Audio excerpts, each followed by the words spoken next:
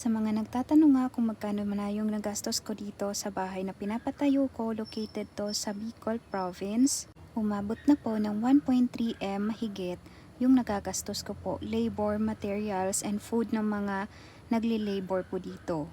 And by the way, yung details pala ng bahay na pinagpagawa ko ay 4 bedrooms dahil 10 kaming magkakapatid. Kapag dalawa lang or tatlo, hindi kami magkakasya. Kaya naisip ko na 4 na po. And yung bathroom naman, isa lang talaga yung nasa loob.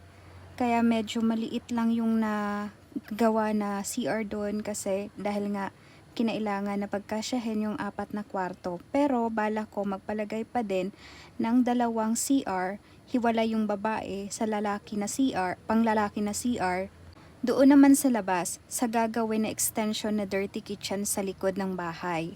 And by the way, meron din pala tong underground. At yung underground na yon, unexpected yon, dahil hindi pantay yung lupa na tinatayuan ng bahay namin. So instead na magtambak pa ng maraming lupa, at para hindi naman masayang yung space at marami kaming paglalagyan ng mga palay, ginawa na lang yon na underground para may storage